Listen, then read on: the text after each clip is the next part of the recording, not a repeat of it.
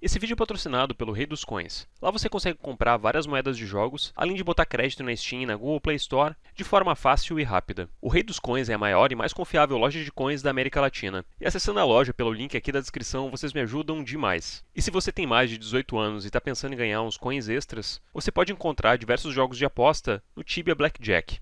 De jogos clássicos como Roulette e Crash, o site te dá várias opções de jogos para apostar. Tudo 100% seguro e transparente, com uma blockchain que garante um resultado imparcial a cada rodada.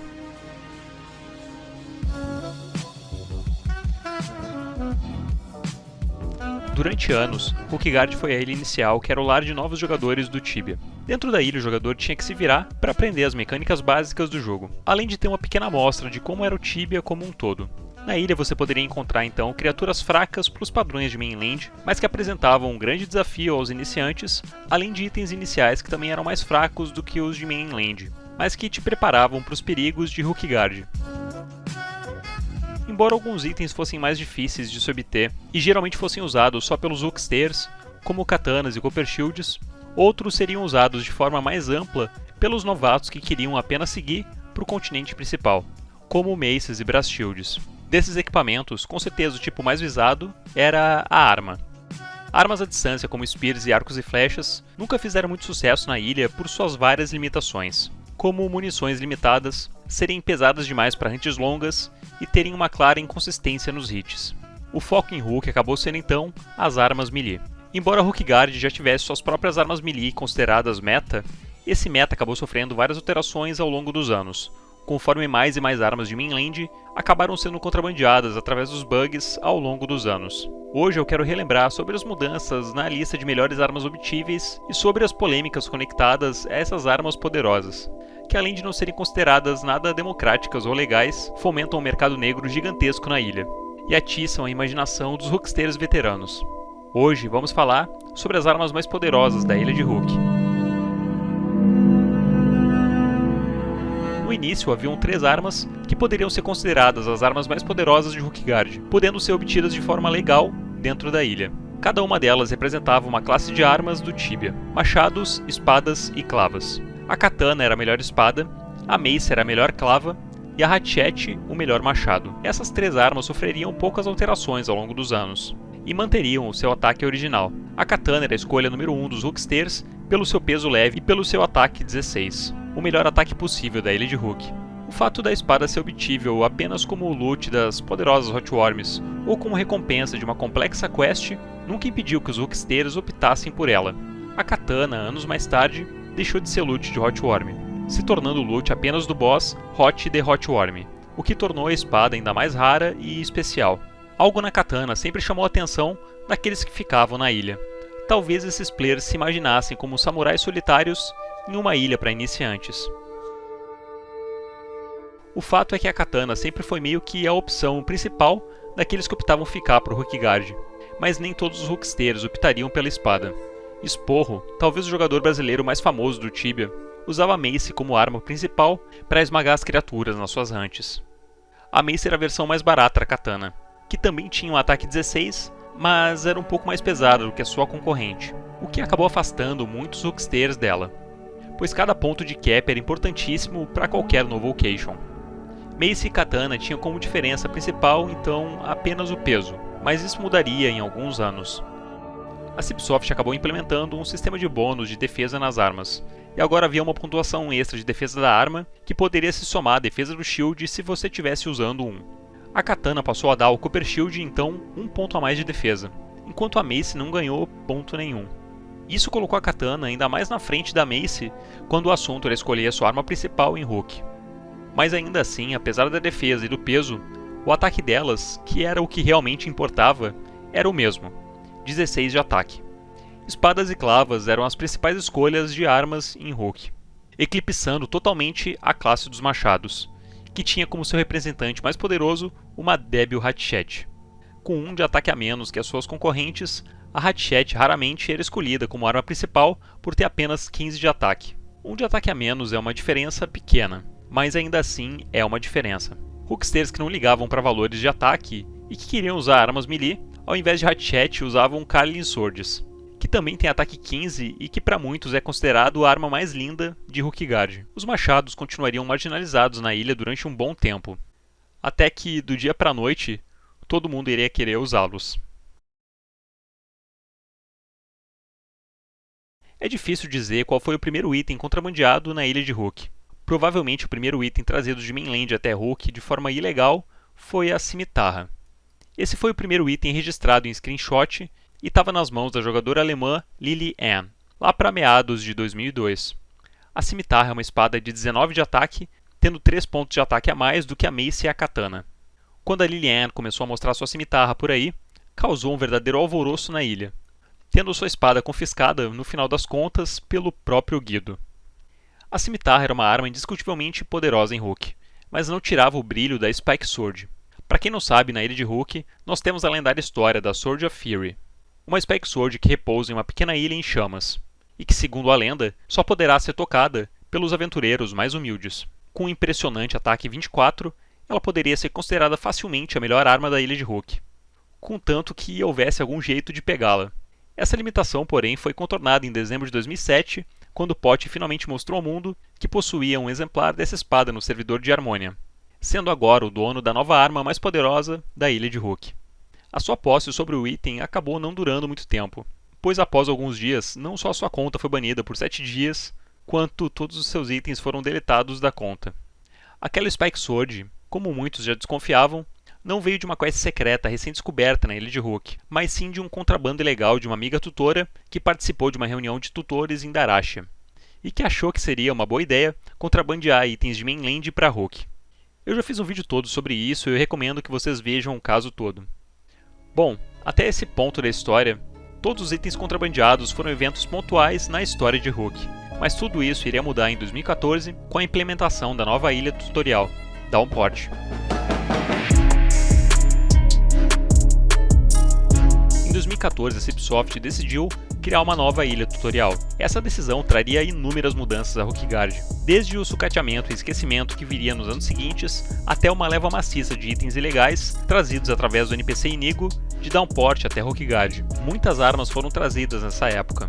As que mais se destacam e as que mais foram contrabandeadas foram a Swampling Club, itens levemente melhores que katanas e maces, além da famosa Jagged Sword, que foi trazida de Downport em tantos servidores que até hoje para muitos é considerada a arma padrão para Hook, tendo o ataque 21. Mas a arma que se tornou o desejo de todos os Hooksters, mas que acabou caindo na mão de apenas alguns poucos colecionadores, foi a Halberd. A Halberd é um machado de 2 mãos com incríveis 35 de ataque, e de longe ela era a melhor arma que já tinha surgido em Hook.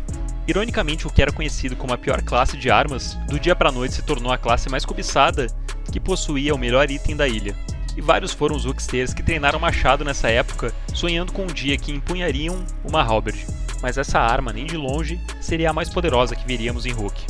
Pois, além dos itens de Downport, que foram trazidos de forma maciça em inúmeros servidores, alguns poucos exemplares ainda de mainland foram trazidos também justamente nessa época por Gecko.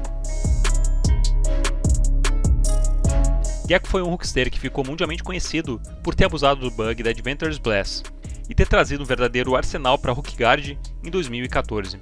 Enquanto outros contrabandistas corriam para cima e para baixo, empunhando suas Jaggeds e Halberds, Gecko ficou na surdina com itens muito mais poderosos que ele depois acabou vendendo com o passar do tempo. E quais itens eram esses? Bom, foram vários na verdade. A arma mais poderosa que se tornaria o meta seria a Sword of Valor, recompensa da Annihilator Quest, que tem um impressionante ataque de 48. Vale também mencionar a Honeyed Sword, espada que era possível de ser obtida apenas matando o boss do Shuriel na época.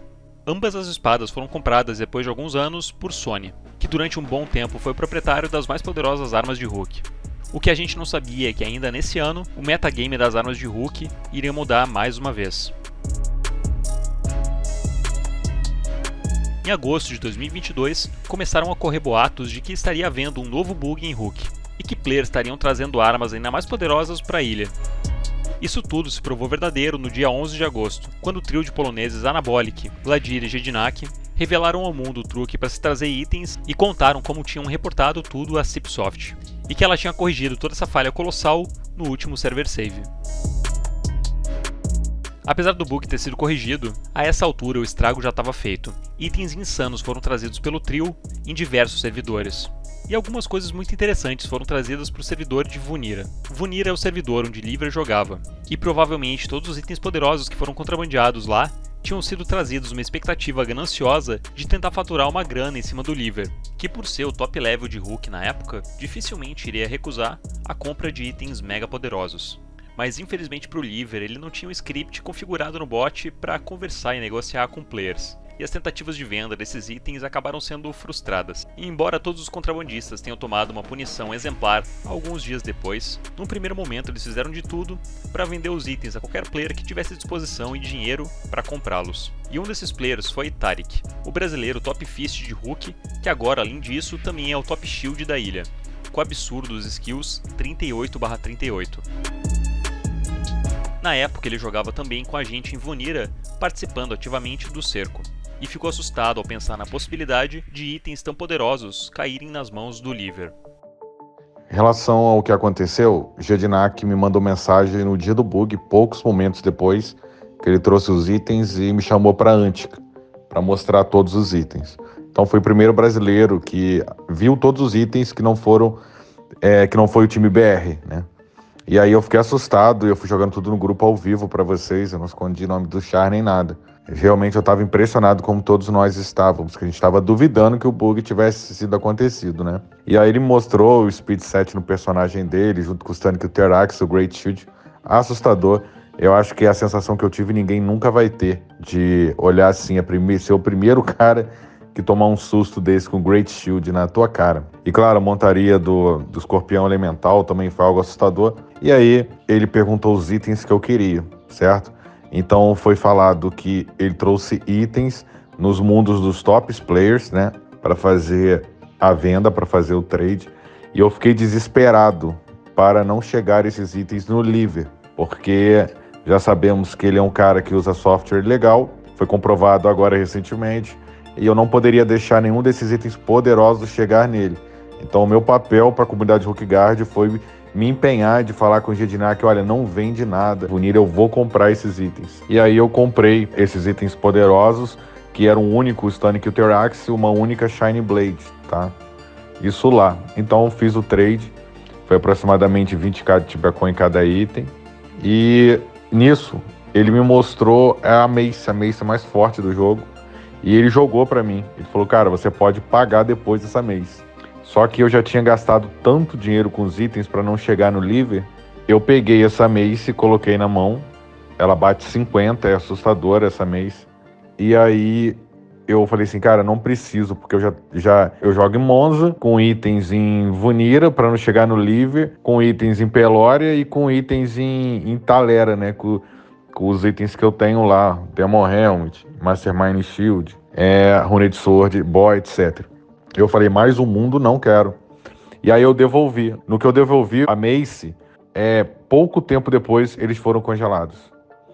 Então, foi perdido todos os itens, não existem mais ninguém que tenha esses itens.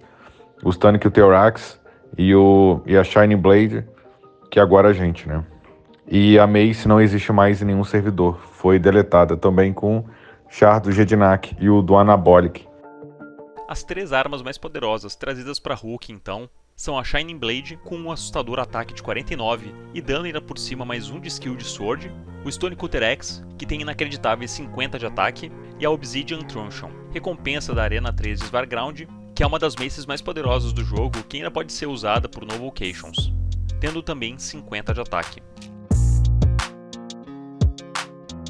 Pela primeira vez na história, por um breve período, houve um equilíbrio entre as três classes de armas em Hook. Por mais que a Shiny Blade tivesse um de ataque a menos, ela aumenta sua skill em Sword, equilibrando e até melhorando a arma em relação às outras.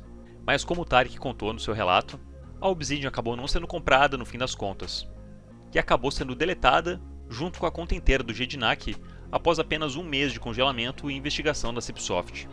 No fim das contas, sobraram apenas as duas armas, o machado e a espada mais poderosos da ilha de Hook.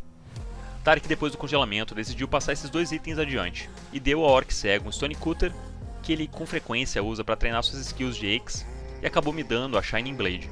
Confesso pra vocês que eu fiquei bastante chocado ao receber o presente, e foi intimidador tocar na afiada lâmina azul da espada que parece poder cortar absolutamente qualquer coisa em Rookguard.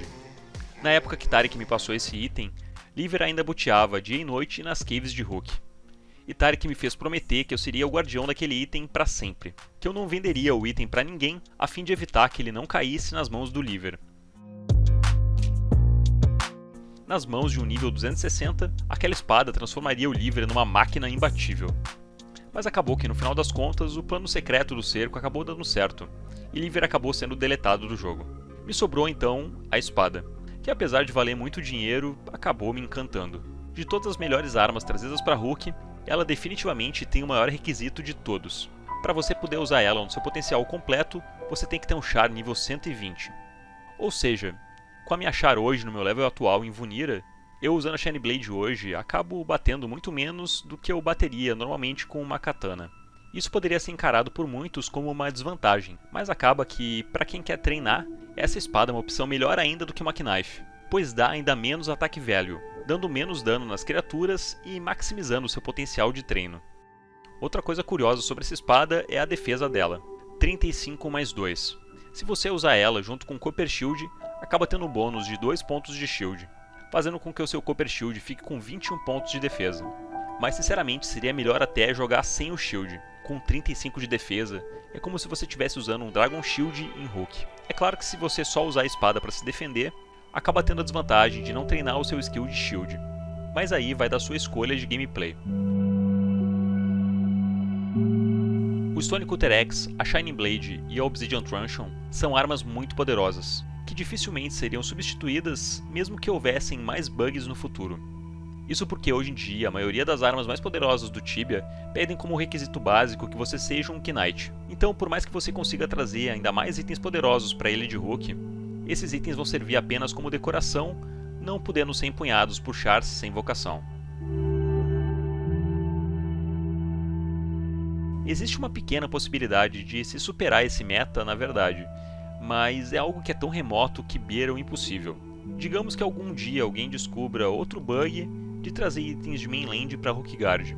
Se esse bug for descoberto pelo colecionador certo, ele poderia trazer as armas mais poderosas e sem requisito de vocação de todo o Tibia, mas que são extremamente raras. Elas são a Epiphany, o Solar Axe e a Dark Trinity Mace. Essas são as 3 armas mais poderosas que não pedem vocação para serem usadas, e durante muito tempo foram as 3 melhores armas de todo o Tibia. Elas foram forjadas pela Cipsoft e dadas de presentes a cada GM durante o grande expurgo das capas azuis. Eu ainda vou fazer um vídeo sobre o expurgo, mas vale a pena falar durante o encerramento da era dos GMs no Tibia que cada GM pôde escolher uma de 3 armas para receber como prêmio pelos serviços prestados à comunidade. E enquanto cada GM devolvia sua capa azul à Cipsoft, escolhia uma das 3 armas que levaria para casa. Como muitos dos GMs jogavam em servers no PVP, a maioria deles acabou optando por receber seu prêmio em seus servidores de origem. Então hoje a maioria das armas dos GMs está trancada em servidores no PVP, na mão de colecionadores de rares. E tendo em vista que a maioria dos bugs de trazer itens para Rook acontece em servidores PVP, provavelmente nunca teremos uma atualização no meta das armas. A lista das 3 armas mais poderosas de Rook provavelmente vai continuar assim por um bom tempo.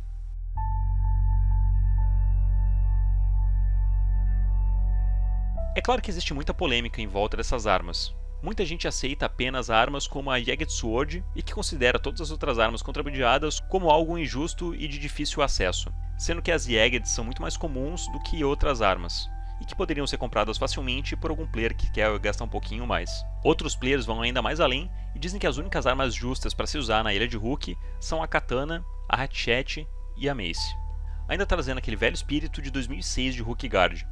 A real é que cada player tem a sua opinião. Por mais que uns aceitem todos os itens, outros só aceitem itens de downport e outros aceitem apenas itens de Rookguard mesmo, é impossível dizer que essas armas não exercem um verdadeiro fascínio na maioria dos Rooksters. Muito obrigado a todos por terem visto o vídeo até aqui. Se curtiram, deixe seu like, se inscrevam no canal e eu vejo vocês numa próxima. Um abraço e falou!